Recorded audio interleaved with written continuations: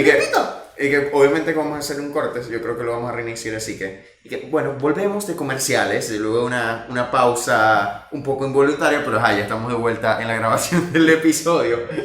Bueno, hablaba de este filósofo francés, Ajá. que se llama Michel Onfray, y tiene este libro que se llama La raison des sortilèges, que es como la razón detrás o el porqué detrás de los milagros.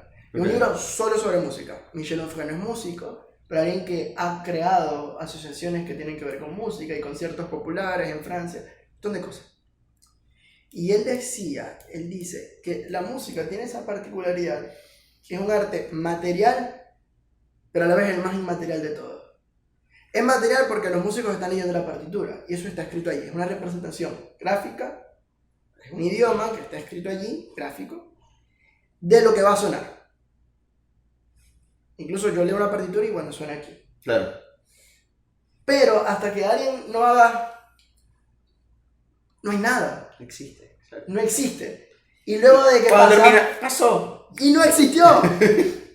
Exacto. Y es como caminar en la cuerda floja constantemente. Y, a ver, yo he pasado por muchas etapas. Creo que yo que soy muy... doy muchas vueltas, esto es una de tus preguntas iniciales, todas estas etapas y tal, ¿cómo informó mi vida cada una de estas etapas?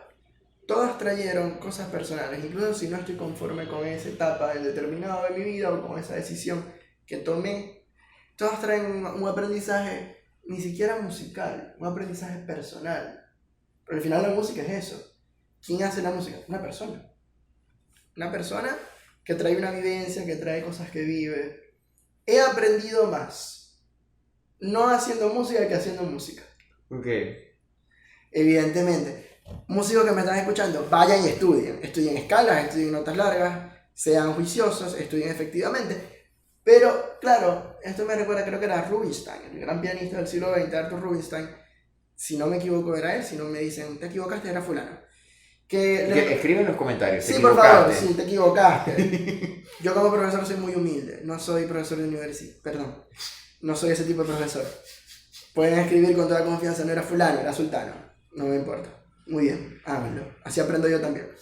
Si no me equivoco era Arthur Rubinstein, que le decía a sus alumnos que para aprender a frasear bastaban las horas de haber caminado, de haber salido, de haber vivido, de haber leído bajo un árbol, cosas como muy filosóficas, que evidentemente no borran la técnica, pero te recuerdan que la técnica solo es el vehículo para lograr la musicalidad. Claro. Es como el deportista que va al gimnasio. Va al gimnasio para obtener una resistencia muscular, física, cardiopulmonar, etc. Para poder hacer magia en la cancha o en su deporte. Tal cual, es así. Es eso, o sea, si yo no estudio notas largas, si yo no estudio con la caña, pues evidentemente no me puedo expresar bien. Y es lo mismo como el idioma. Yo que enseño francés, si no está la gramática, el léxico, la fonética, pues entonces la morfosintaxis se empieza a escoñetar y luego no termina y no hay un discurso coherente. Es lo mismo. Entonces sí, todas estas etapas variadas, podría nombrarlas. Henry ha visto solo unas pocas porque se metió a hacer stalkeo duro en mi feed de Instagram. Pueden hacerlo también, los invito. Me van a ver sin barba, si llegan hasta 2015. Sí. Creo que vos la tenías antes. O sea, como tipo 2012. No, uso barba desde 2015. Ah, ok. Entonces tienen que darle hasta abajo para que me vean sin barba. Sí. ¿Algún TBT por ahí? No, mentira. La primera foto ahorita en Instagram es una especie de TBT raro de 7 años de diferencia. Okay. Y no tengo barba. Ok, o sea que no hay que bajar tanto. No hay que bajar tanto. O sea, la voy a archivar para que la gente baje. No sea malo. No me la voy a echar en un momento muy bonito que viví a principios de este año. ¿No? Ok. Entonces, etapas que he vivido en el UBA. Conservatorio. Desde los 12 hasta los 19, 20 años. Con subidas, bajadas, quiebres, aventuras, todo lo que usted le quiera poner. De hecho, yo creo que soy el primero y el único. Si no soy el único, soy el primero en hacer un recital público y terminar la escolaridad del conservatorio. Normalmente la gente se iba o se iba a Caracas o iba a tal.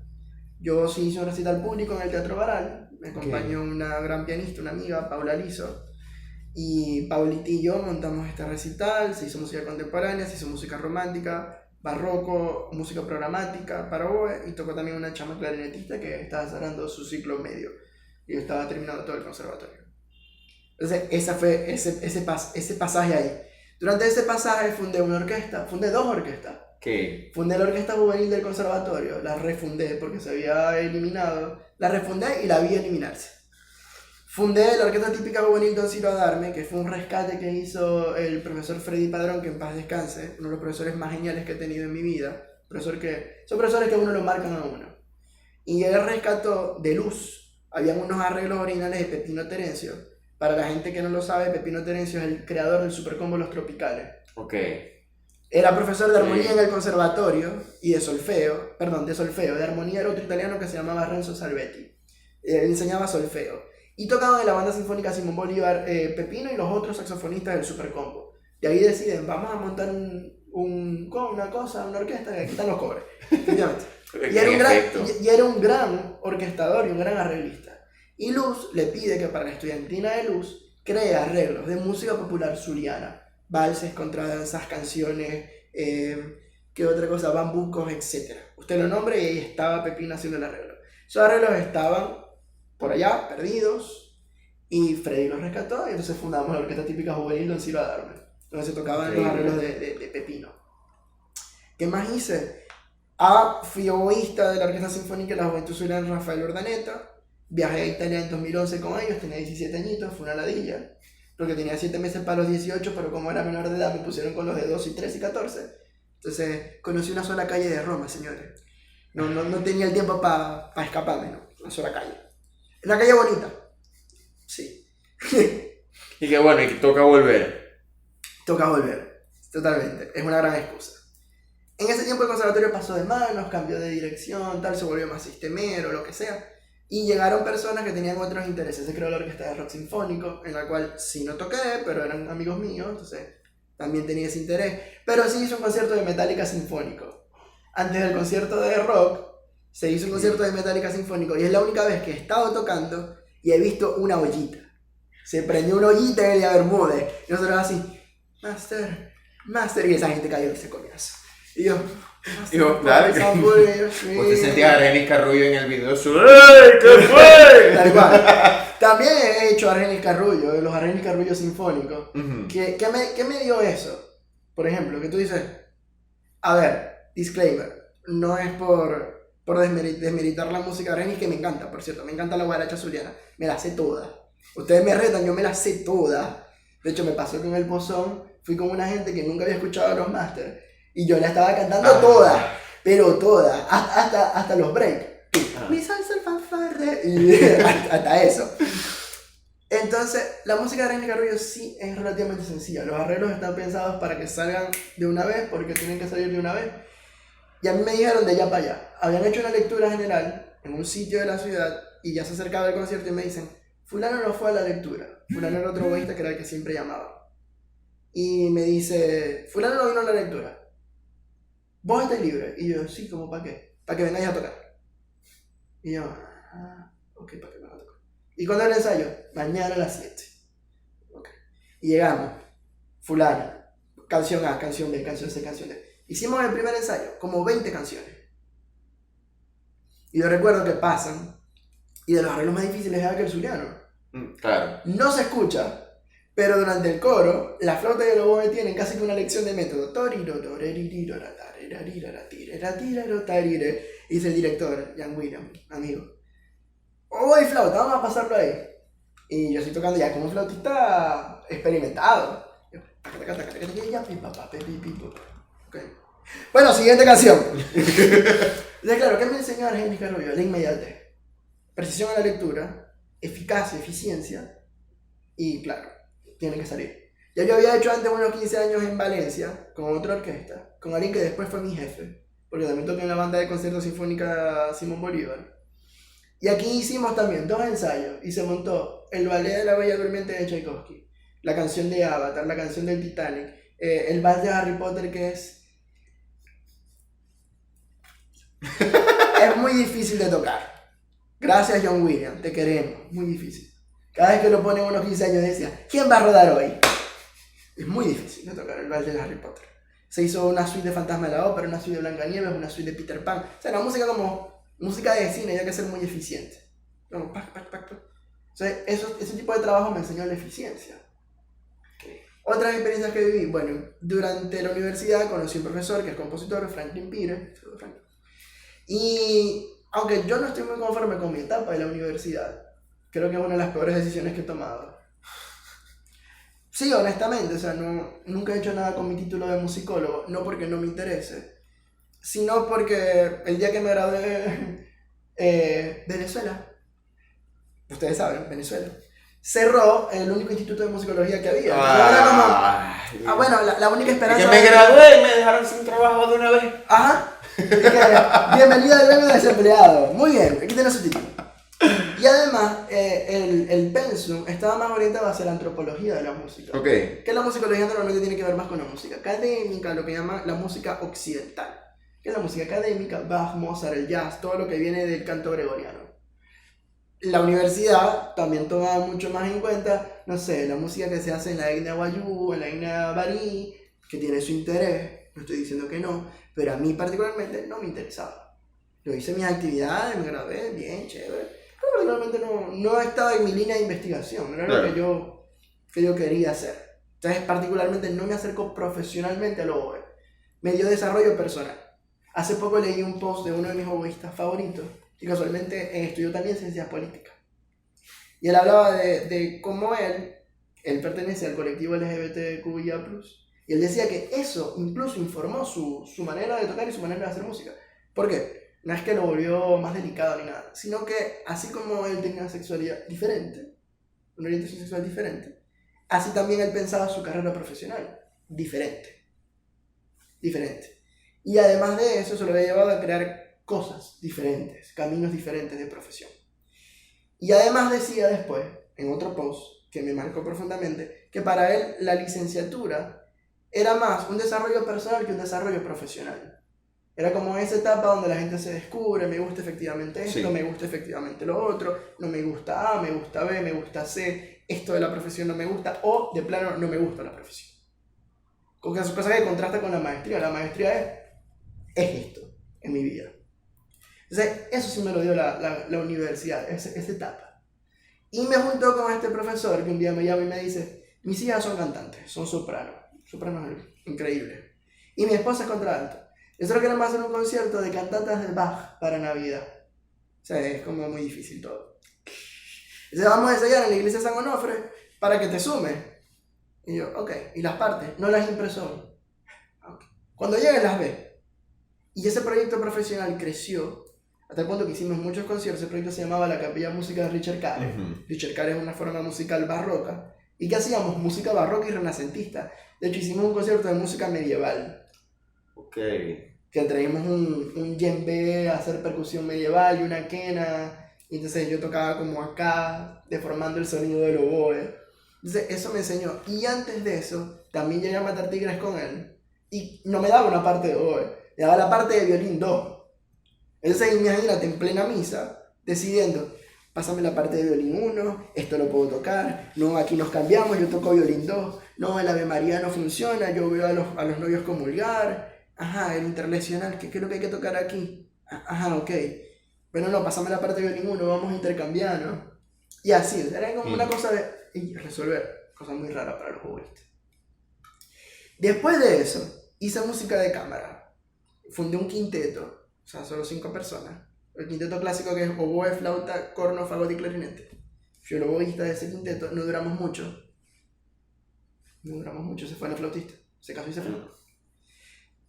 Pero hicimos música, sí, también aprendí cómo hacer música de cámara, también, que es algo que profundamente siempre había querido experimentar y no lo había hecho hasta ese momento, y algo que incluso me gusta más que tocar en orquesta, porque tiene que funcionar y uno tiene que caerse bien. En la orquesta te puede tocar a alguien que no te cae bien. Totalmente. En cambio, música de cámara uno lo hace con al que le gusta bien. Yo tengo una metáfora muy burda y muy chusca que no voy a decir. El que me conoce en persona sabe que puedo llegar a ser como esta cosa cruzada de gaitero cruzado con Herbert von Karajan, como una especie de reina Isabel II que maneja un carrito con mono. Ok. Entonces no puedo decir esta metáfora. Si usted me conoce en persona, pregúnteme. Si no, se quede con la duda. Que para Patreon. Sí, no la podemos decir. No la podemos decir. Pero es eso, o sea, la música de cámara tiene esa diferencia. La orquesta debería hacer música de cámara. Y uno debería tener ese ámbito profesional de incluso si no me caes bien, estamos juntos en esto, así claro. Estilo High School Musical, we're all in this together. Y vamos juntos hasta el final. Porque al final todos tocamos la misma. Claro, vamos para lo mismo, la misma pieza. Vamos para lo mismo, la misma pieza. Eso no iba a suceder. Yo le dejé de hablar a un fagotista una vez. No nos hablamos más nunca. Ok. Lo siento, la gente se supera. Yo era un adolescente inmamable. La gente se supera. Espero. Entonces, en este quinteto no nos llevábamos increíblemente bien, no éramos amigos, pero nos respetábamos. Eran mucho mayores que yo. El fagotista es un señor sesentón, yo era el menor, era como la mascotica del grupo, pero era el único güey que está disponible ahí. Claro. Fui el que más coño del grupo. Está bien, yo lo acepto. Y durante ese tiempo también caí en una agrupación de jazz latino. Ok. Que hacíamos jazz latino, bolero, bossa nova, había son cubano, un poquito más upbeat, más movidito. Y entonces, claro, tenía que hacer las veces de lo que haría el saxofón. Pero como voy. Entonces, ¿qué me enseñaron ellos? Me enseñaron muchas cosas musicales e incluso que van a lo personal. Por ejemplo, yo recuerdo que cuando empecé, yo metía notas pero por todos lados, pum, pum, pum, pum, pum, pum. Tengo que demostrar, ¿sabes? Como, claro. como una mentalidad muy sistema músico-académico de hay que demostrar que uno toca, hay que poner toda la carne en el asador. Sí. Y eso no funciona así. Yo recuerdo que se me sentó el pianista y me dice, loco, está muy bien, pero relájate, man. O sea, no tenés que tocar todo el tiempo, tranquilo. Y el solo, no tenés que meter, no, o sea, papi, está bien, sabor. Entonces, claro, en ese momento yo empecé a encontrar mi verdadera voz. Okay. Dejé atrás la persona que tiene que resolver la música y tiene que ser perfecto y tal. Una cosa como muy neurótica, muy encuadrada. Y aquí empezó como que, ok, pero puedo crear, la música también es creación. Entonces lo que yo digo, y cómo lo digo yo, pues también es muy importante. Claro. Entonces, aquí hay un punto de libertad. ¿Hasta dónde puedo yo empujar la barrera de la libertad? ¿Dónde suena feo? ¿Dónde suena bien? Al punto que yo llegaba a hacer cosas, no sé, a meter cuartos de tono, cosas que nunca había hecho en mi vida. Cuartos de tono es como...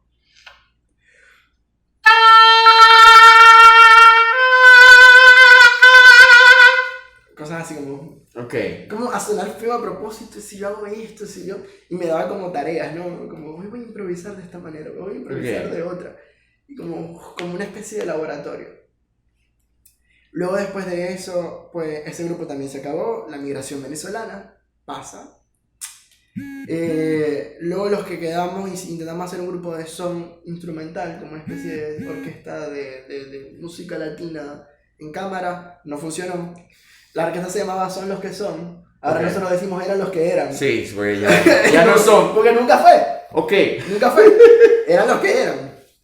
Si tuvieron chance de vernos en nuestra única actuación en ese restaurante de Maracaibo, gracias. Pudimos haber sonado mejor. Pasaron qué cosas. Sí, al pianista, o sea, fue una serie de eventos desafortunados. Dios. Ese toque fue una serie de eventos desafortunados de la película musical. Sí, no. Pablo, y fíjate, a mí me impresiona mucho porque la gente dirá, salud mental un oboe, pero uno va como sumando todas las experiencias, todo lo que estamos hablando, y fíjate cómo tú hablas de la individualidad. Sí. O sea, en lo de la caña, no todas las personas son iguales, no todos los problemas se resuelven igual, no hay una solución única. No. Y eso, de repente hay tiempo para hacer cosas, para explorar, y de que también, fíjate que yo siento que también es necesario ese momento en el que a veces uno como que, ¿sabes? Quiero mostrar, porque te obliga a buscar un estándar de calidad alto. Pero cuando tú llegas, que es la canción, no sé si tú la has escuchado, El Cinturón Blanco de Drexler, que es, ok, ya ahora llegué al cinturón negro. Exacto. Vamos ahora a simplificarlo. O sea, o sea, es como, me gusta mucho este episodio de que, fíjate cómo todo se fue conectando. Y es como... Sí. En mi cuenta de Twitter, soy muy tuitero. En mi cuenta de Twitter tengo, en esta casa se habla salteado. Este episodio es esto, en esta casa se habla salteado. Entonces, sí, es eso, ¿no? Ahí es donde también otra vez pierde el paradigma de la juventud. La juventud tiene vitalidad. Y es increíble la vitalidad y lo que haces en ella. Pero la vitalidad también trae, o debería traer, abrir la puerta al error. Pero le tenemos tanto miedo al error. Tenemos tanto miedo de equivocarnos. Sobre todo los músicos académicos que nos meten en este caso del cassette de la perfección. Cosa que no existe. No. Al menos que tú grabes y tengas la oportunidad de, ¿sabes? Como hizo Glenn Gould. Glenn Gould dejó de tocar en vivo porque él dijo que él no podía llegar a su criterio artístico en vivo. Entonces se metía en un estudio de grabación y hacía 27 tomas, 28 tomas. Hasta Corta que llegaba aquí, la que era. Corta aquí, corta allá, corta acá. En vivo tú no puedes hacer eso, no puedes decir, perdón, esta frase me sale mejor, vamos a repetirla. No puedes hacer eso, pasó. Ya fue. Ya fue. El arte ya no existe. Pasó. Es como ver una película.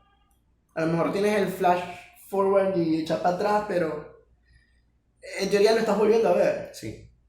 Ya pasó, ya la secuencia pasó y va hacia el final de la película. El inicio de la obra va hacia el final de la obra. Y la obra, el final, recordando aquí a Sergio Solevida, que es un director muy filosófico él, yo lo recuerdo que en un ensayo dice: el compás 2 contiene el compás 1 y el 3 contiene el compás 2 y el compás 1. Y es verdad, es un proceso biológico donde el final contiene el inicio. Es una especie de uróboros raro, ¿no? Esta serpiente que se muerde la cola. Donde iniciaste, pues el final tiene una correlación directa con el inicio. Y eso hace que la forma o la pieza sea una unidad. Uno como músico busca esa unidad. Y esa unidad viene del coñazo. Si tú no te das contra la pared, si tú no te das con la búsqueda, con esa búsqueda, ser artista es eso, es una búsqueda. Pero la búsqueda tiene que pasar por el permiso. Okay. Y eso es lo más difícil. Los músicos no académicos tienen una gran ventaja por encima de los académicos. Que es eso lo que me enseñó Cronopio. Esa libertad de cada noche solíamos distinto. Y cada toque recreamos Piel Canela o El Yerbero. Pero cada noche la energía es distinta. Y entonces tú soleas distinto. Y entonces alguien hace un corte que no iba. Obviamente que hay una estructura general, porque si no es un masacote donde Por supuesto. yo me como a la cantante y entonces la cantante cambia la letra. No es eso. No estoy hablando de un desnalgue. Eso está mal. Pero estoy hablando de ese desorden controlado, ese jugar con lo que hay. Claro. Al músico académico, al menos dentro del sistema, en mi experiencia, no se le permite, no se le dice, hey, equivocarte está bien, de equivocarte aprendes. No. Y eso también pasa en el sistema educativo, y eso también pasa en la universidad. Entonces llegas con gente, terminas con profesionales, con miedo, ¿y si me equivoco? Obviamente que hay instancias donde el error... Un cirujano. Un cirujano, no es como me voy a poner a inventar, si corto aquí, ¿qué pasa? Mate. No. Igual que, no, voy a cambiar el día del concierto de la caña y voy a poner otra con la que nunca he tocado, a ver qué pasa. No. Eso ya es meterle al loco de frente. Claro. No. Pero el hecho de que estás en tu casa y estás invirtiéndole tus HC con Sabida, tus oscuros de toda la vida, y empiezas a jugar. Y si soplo más, y si me meto más la caña, y si cambio de caña, y si le meto un dedo que no es al oboe, ¿qué pasa? Todo eso. Ah, suena feo. Ah, no suena. Ah, no, suena un multifónico. Multifónicos son 2 notas a la vez. Ok. En el oboe se puede hacer, suena horrible, pero es un efecto. Algo como... Ah, pero ¿qué pasó? Yo aprendí algún día, estaba estudiando, me metí de más la caña, coloqué mal la posición y sonó el graznido este. Yo, ok, cada vez que yo quiera hacer esto, pues entonces es así. Y eso pasa por la exploración. Y lo mismo pasa en mi trabajo diario como profesor de idioma. Hay gente que no aprende porque se frustra. ¿Y por qué se frustra? Porque quiere llegar a hablar nivel 1 en francés o en italiano o en el idioma nuevo, como hablan en español. Profe, es que yo no puedo decir que las causas correlativas con... Loco, estamos aprendiendo a decir je m'appelle. O sea, no va a pasar. No va a pasar. Y ese no va a pasar. Yo me apelé, yo me llamo, ¿verdad? Sí. Ok.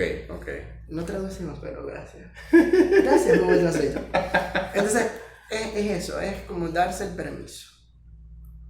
Y eso pasa. Y cuando ya llegaste al tope donde te diste el permiso y aprendiste, para mí ese cinturón blanco del que habla Drexler es enseñar. Ok. Es enseñar. ¿Por qué? Recuerdo una anécdota que me contaron de Pepino, por cierto.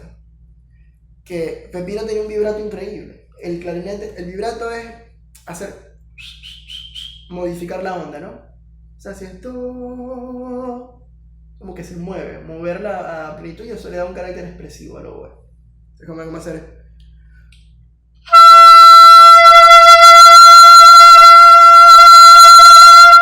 No, el clarinete es difícil, que no suene como, termina sonando como medio clarinete cabaretero. O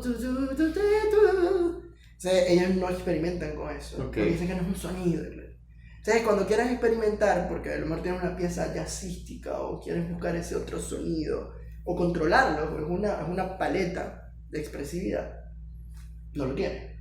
Entonces, un clarinetista se le acercó a Pepino y le pregunta, ¿cómo haces el vibrato? ¿O cómo haces esto otro? Y él dice, así. Pero ¿cómo? ¿Cómo lo hago? Así. Y uno dice, ajá, pero ¿cuál es el problema?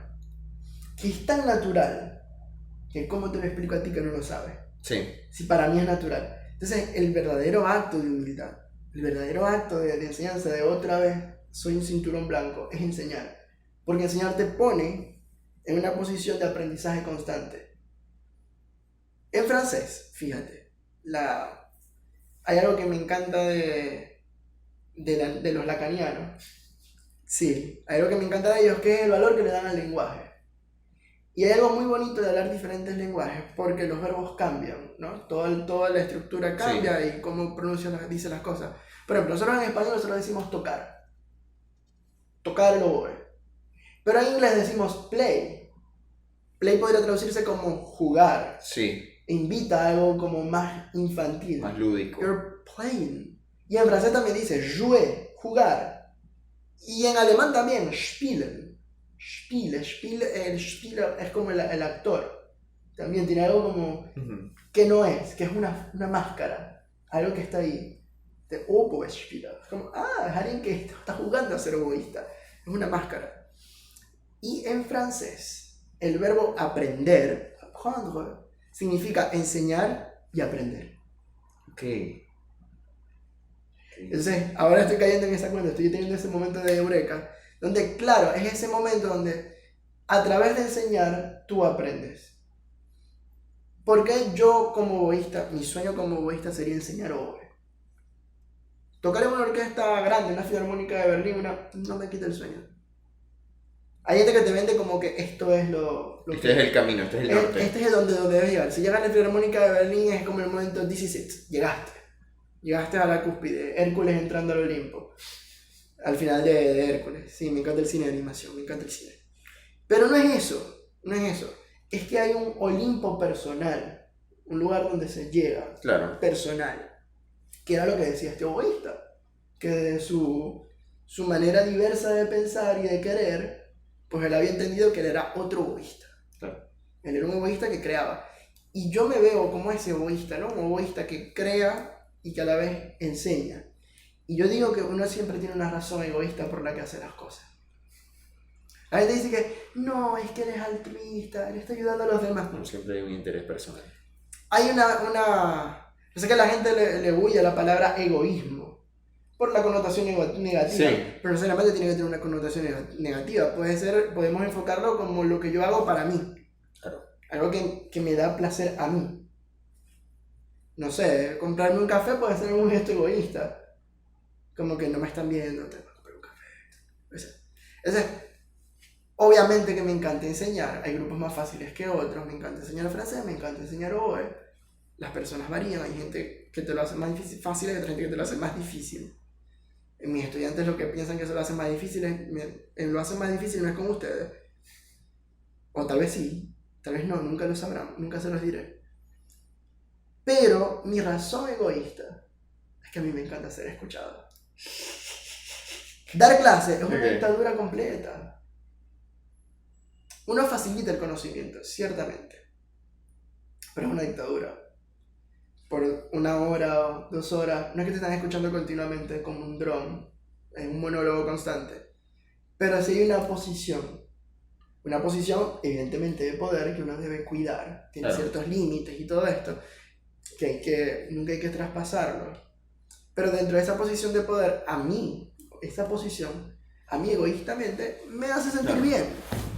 Y me hace sentir bien en el hecho de que estoy dando algo que yo sé y estoy ayudando a otro que aprenda. Es ahí donde mi egoísmo también se convierte en altruismo. Exacto. Porque entonces me enseña la humildad de, lo debo saber tan bien que lo debo traducir en palabras simples para que otro lo entienda. ¿Cómo hago esto? Porque el otro no lo va a entender como yo lo entiendo. Casualmente una doctora me decía eso hace unos días.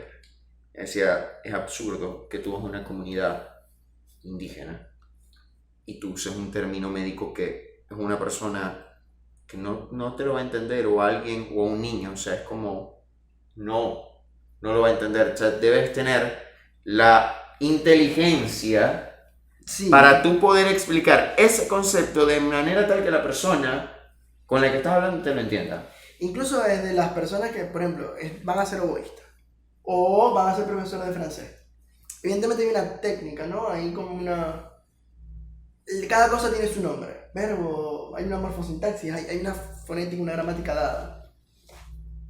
Pero no es lo mismo si yo llego y le busco la vuelta. Y es cómo te lo enseño de manera que tú lo aprendas, pero sabiendo que tú no aprendes como yo aprendí. Claro. Entonces eso requiere una profunda humildad. Requiere así como, es que ya va, es que el otro no aprende a la misma velocidad que yo. No. Es que el otro a lo mejor se le hace más fácil algo que a mí se me hace muy difícil. Yo he conocido gente que es increíble haciendo caña. Soy horrible haciendo caña. O sea, ya en este momento, en estos días terminé 3 y tuiteé que mi yo de 16 años que pasó amarrando el hilo a la pata de la mesa y no pudo amarrar el hilo a la pata de la mesa, no se lo creería. O sea, viaja en el tiempo, yo se lo digo y no me cree. Me dice, me estás jodiendo. Pero es porque a mí me tomó mucho tiempo. Pero he conocido gente que la parte abstracta de la música no se le hace tan fácil como a mí. Entonces, es como, sí, es variable. Y entonces ahí es donde entra el cinturón blanco. Totalmente. Pablo, y para cerrar, ¿qué mensaje tú le darías no solo a la gente a esa minoría de los sino al público en general, a Venezuela? y que Buenas noches, Poliedro. Y que Pablo por el estado Zulia. Sí, sí. Pero mensajes sobre qué? Sobre la vida. Sobre la vida a través de lo que te ha dejado el oboe. He llorado mucho. Han sido noches Que no hagan sufrimiento, Venezuela. caña, no hagan caña. No hagan caña, vale. Tómense la caña, no hagan caña.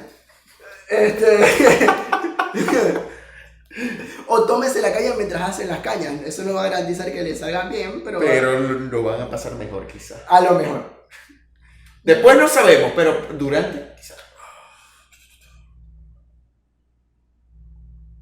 Sí, debo pensar. Esto me recuerda cuando en análisis te preguntan, ¿y por qué dices eso así?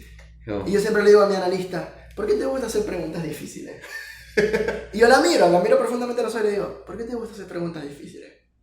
Y ella se le ríe siempre y dice, es mi trabajo. Y es verdad. Este es el trabajo de Henry, hacer preguntas difíciles. ¿Qué aprendizaje? ¿Qué me ha dado tantos aprendizajes el oboe? Que sintetizarlo en uno. Es como la anécdota de Neil Peart, el baterista de Rush, que le pidieron que sintetizara todos los años de carrera de Rush en un solo de batería. Es como, son 42 años tocando, o sea. Que vos sabés ¿Vos sabés la variedad de estilos que he tocado como Rush, o sea? Sí. Y anterior, cuando aprendí a tocar batería. Pero un mensaje que pueda ayudar a todo el mundo. O ayudar o aprendizaje. Siempre ser curioso. Y siempre ser un estudiante. Uno nunca llega... Es eso. Uno nunca llega al lugar donde las cosas están estables. Siempre he dicho que la adultez es ese momento donde uno le puede hacer frente a las cagadas que uno se manda, ¿no? Sí. De una manera responsable y asumir que efectivamente esta decisión que tomé no era la decisión correcta y me toca asumir la consecuencia de la decisión y efectivamente puedo hacerlo. Esa es la adultez. Pero hay algo que la infancia tiene, que se pierde. Es ese carácter lúdico, ese carácter de curiosidad, ese carácter de todos los días el mundo se hace nuevo. Y el oboe tiene esa particularidad, es tan cambiante. Y lo puedes ver como que es traicionero, ¿no? Como es cambiante y me pide a cambio, como un intercambio de valencia, me pide a cambio que yo estudie. Si yo estudio, pues entonces lo controlo. Pero es una sensación de control. El control verdadero no existe. Así como no existe el control verdadero en la vida. La vida es aceptar la incertidumbre. Como aceptar la incertidumbre del oboe. Claro.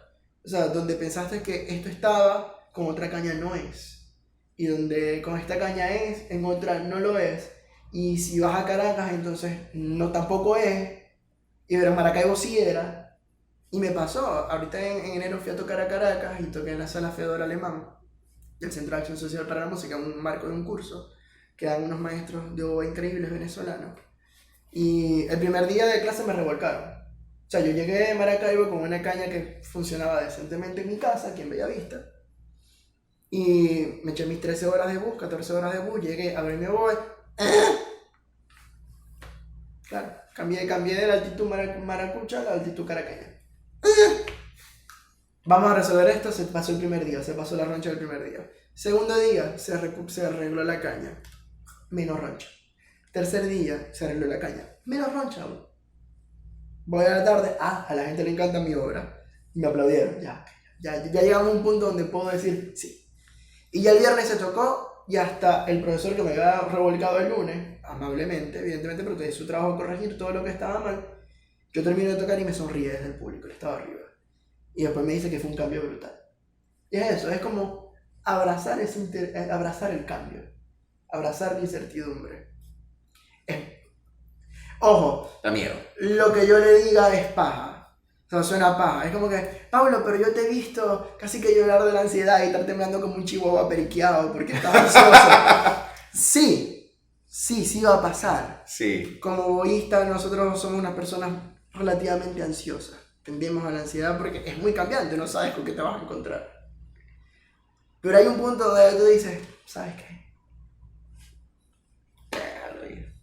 Ya. Al final, tocar oboe, hacer música, como el oboe. Porque eso, la gente se queda como que no, yo toco oboe, yo toco guitarra. Sí, pero ¿qué hay ulterior a eso? Estás haciendo música. O sea, es como más allá, ¿no? Sí. Y hacer música es disfrutar, la música es un movimiento, es algo que se mueve y que tiene vida, es orgánico, hasta cierto punto. Y el oboe lo evidencia porque es que aquí no hay, ¿qué es esto? Es un pedazo de madera que yo ahorita lo agarro y no suena, está completamente seco.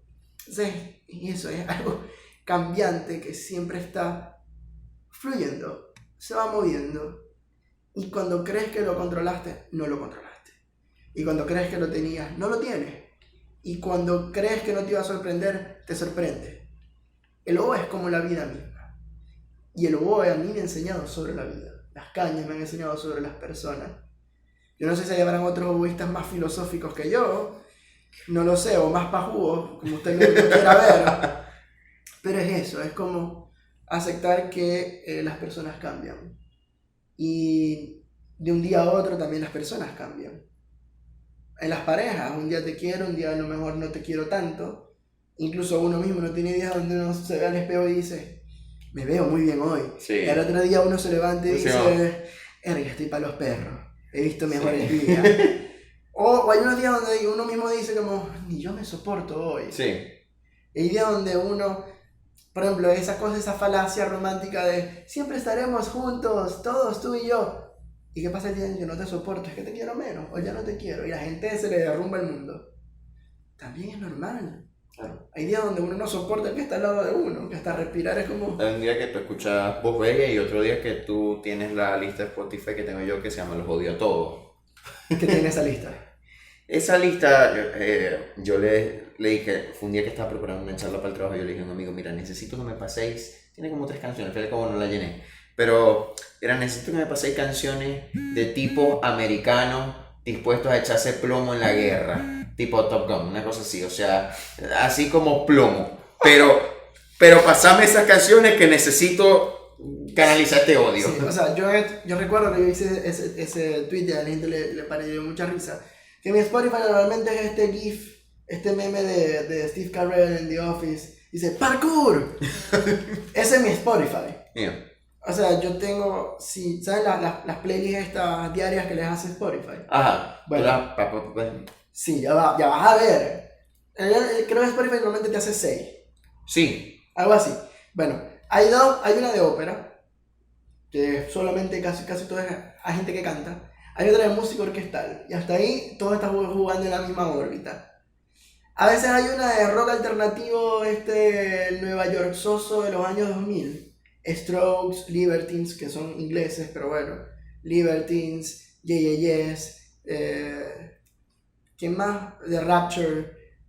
Y eso lo empecé a escuchar porque estaba leyendo un libro sobre... Es como una especie de documental sobre la gente que hizo ese tipo de música. Le preguntan directamente a Strokes, mira, cuando tú hiciste este disco, ¿qué estabas haciendo? Entonces, claro, empecé a escuchar esa música, entonces tiene eso. Hay otro que tiene rock clásico, que es más lo que yo escucho a veces también, si no es ese, es este. Entonces, de repente me pusieron Ghost, que yo no sé por qué está ahí. Beatles, de repente aparece Bob Dylan. Y es como... A veces me ponen una playlist de jazz latino, que eso también tienen los adolescentes y un montón de música cubana. Okay. A veces me ponen una de música en español que estudia sociología en la UCB. Entonces tiene Drexler, Natalia Lafourcade, Yo maté a un policía motorizado. Me empezando por ser, ¿no? Es muy buena, creo que son argentinos, creo. Sí. Tienen un nombre exageradamente largo. Magnetismo, hay una canción que se llama Magnetismo, me gusta mucho. Yo estoy pegada con fuego. Ok. Estoy pegado ahí con fuego. Siempre me la tira el Spotify, el daily. Entonces es como muy raro todo, ¿no? Siempre. Y hay una playlist de show tunes. ¿Qué? De Broadway. Así. Me gustan mucho los musicales. Okay. Y los conozco todos. No todos, pero o sea, he visto mucho musical en mi vida. Entonces, claro, a veces me estoy bañando y de repente arranca Stephen Sondheim. Y de repente cae Bad Bunny. Y de repente cae Bob Dylan. Y de repente cae Bach con instrumentos de época. A 415 hercios. Es como... ¡Parkour! Y eso es la vida misma también. Abrazar la variedad, abrazar el cambio, abrazar todo eso. ¿Que da miedo? Sí. ¿Que va a ser incómodo? También. Pero la vida no es precisamente cómoda, ¿no? Exacto. Es que la vida es cambio y evolución. Y no todos los cambios son agradables tampoco. No. Pueden haber cambios positivos, incluso los positivos pueden sentirse negativos.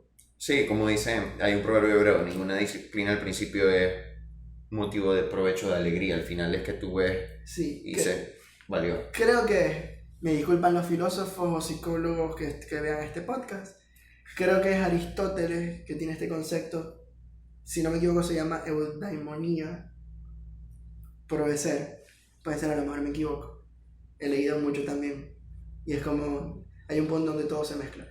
Pero el punto es que, si no me equivoco, este concepto de eudaimonía es que uno no puede saber si uno es feliz. Hoy yo, Pablo Cardoso, no puedo saber si soy feliz. Me preguntan, ¿eres feliz? Para Aristóteles no. O sea, para este filósofo, o sea, Aristóteles, espero que sea, no lo sé. Ok. Lo sabré al final. Al final de mi vida, cuando yo mire hacia atrás, de decir, sí, viví una vida provechosa, muy viví una vida muy Strauss. También. Yo siempre he dicho que el concierto de Strauss es My Way, de lo Oboe. Adiós, hasta luego. Me voy, deshice, reformé el mundo de la ópera, no le debo nada a nadie. Okay. ¿Sabes? Como, ya. Vi pasar, vi a los nazis, vi un montón de cosas. Feas, bonitas, lo que sea, pero mi mundo ya no es. Totalmente. Y es eso, es aceptar que uno va con un mundo que es cambiante, que da miedo, que cambia como las cañas. Que uno debe aceptar que las personas, que mi relación con las personas, las soluciones que yo proveo a los demás, o mi rol con los demás, en esta interdependencia que tenemos todos con todos, ¿no? Como esta famosa escena de BoJack Horseman, donde Bojack le dice a este capítulo fantástico que es Bajo el agua, y le dice algo así como, la única fortaleza que tenemos los seres humanos es las conexiones entre nosotros. Sí. Es eso, ¿no? Como entender que las conexiones son variables, que hay un día donde me quieres más y un día donde me quieres menos, donde a lo mejor mi solución no es tu solución y ambas pueden estar correctas, o podemos llevar a un punto medio. Y todo eso, todo esto que estoy diciendo, esta gran parrafada, tiene que ver con el oboe. Entonces tocar oboe se vuelve algo más, para mí es vital. Para mí este pedazo de caña que me da muchos dolores de cabeza y preguntas y dudas existenciales y angustia existencial, me informa también mucho de la vida. O sea, así como es mi dolor de cabeza, es mi maestra también. Sí. Entonces es como la zapatilla apretada que yo llevo. Ok. No diré que es una cruz, que martirio. No, pero así como es una cruz también es un alivio. Sí. Y lo puedes ver desde el aprendizaje. ¿No? Que hay gente que dice como que qué ladilla que tengo que ir a mi trabajo de nuevo. Y tengo que, no sé, ver 30 pacientes. O atender a no sé cuánta gente que me viene a putear en el call center. Son trabajos difíciles. Sí. Y son muy repetitivos y se pierde cierta visión de la gran conexión de las cosas. De cómo tú solamente eres una maquinaria más. O sea, en el engranaje del universo, ¿no? Pero a la vez, ese engranaje que tú eres es necesario. Sí. Y que a lo mejor si tú no atiendes a ese paciente, incluso si ni siquiera le dices, hola, ¿cómo estás? ¿Qué tal? A lo mejor esa persona se va a sentir mal, necesita de que... Claro. O sea, lo que tú haces, incluso si por niño que parezca, cambia todo. También es parte del oboe, ¿no? Y también parte de la orquesta. Sí. Si yo no hago, no sé, sobre todo pasa mucho con los trompetistas. Cuando tocan Beethoven tienen como, pero sin ese, no es la obra de Beethoven. O sea, yo Claro. necesito ese pum para que sea efectivamente la obra de Beethoven. Si no es la obra de Beethoven, incompleta. Falta gente aquí. Falta gente, faltaste tú, faltó el pum. Sí. Y es eso, o sea, eso también te lo da la orquesta y la música. Entender que el trabajo de todos suma y la falta de alguno también resta. Sí. Totalmente. Eso es muy duro de aceptarlo, porque es que eso también me pone a mí una cierta carga de responsabilidad. Yo debo ser suficientemente responsable para que mi trabajo sume y no reste. Y eso ya es incómodo. Sí.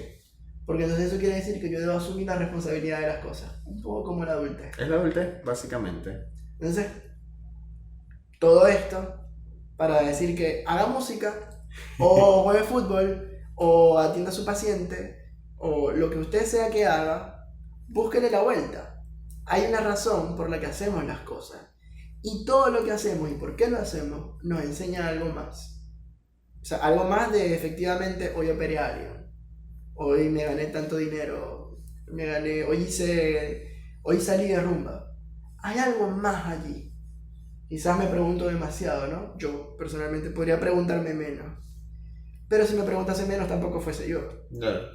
Entonces, no hay manera. Sí.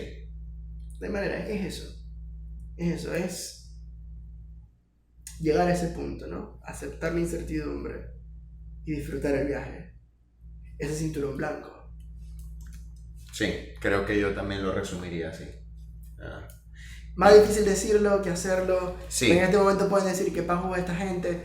Usted puede decir lo que quiera. Pero cuando lo vas transitando te das cuenta de que es así. Y la verdad, como dicen, del dicho al hecho hay mucho trecho. Ciertamente. Pero cuando tú te das cuenta de que, a ver, uno se da el permiso de fallar, de que no es lineal, no es perfecto, tú dices, esto es hermoso. Cada día que sale el sol es una oportunidad para hacerlo de nuevo. Sí. Evidentemente.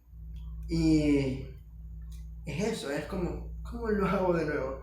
¿Cómo me acerco a esto que he hecho 800 veces con una cierta curiosidad? Porque no es lo mismo. O sea, a lo mejor habré tocado la obertura de Egmont de Beethoven, que como unas 15 veces. Y siempre hay un detalle nuevo, siempre hay una dificultad nueva. Yo siempre puedo hacer algo distinto. Los músicos que me rodean a lo mejor son distintos y sus tendencias de afinación son distintas. Y es otro barco y es otro equipo. Y la vida es eso, la vida son barcos, son equipos que se van renovando constantemente. Y por ejemplo, el paradigma de la juventud ya no me asusta. O sea, llegar a esta edad, sí, voy a cumplir 30, lo voy a volver a decir. Es cómico porque del viejito prematuro que era, por fin mi edad se acercó a quien era, de verdad. Sí. Y entonces también me permití ser juvenil, me permití ser joven en ciertas cosas. Y entonces aprendí más. Y es eso, o sea, cada año que pasa, soy más yo. Y cada año que pasa, también tengo más la humildad de aprender de los demás. Y aprender enseñándoles a los demás. Por eso es que enseño. Evidentemente. Es egoísta. Es egoísta, es totalmente egoísta. Enseño para aprender. Y yo pienso eso en mis alumnos. Ellos no lo saben. Pero ellos me enseñan más de lo que yo les enseño a ellos. Espero. Bueno, excelente, Pablo. Muchísimas gracias, de verdad, por esta conversación, por este espacio.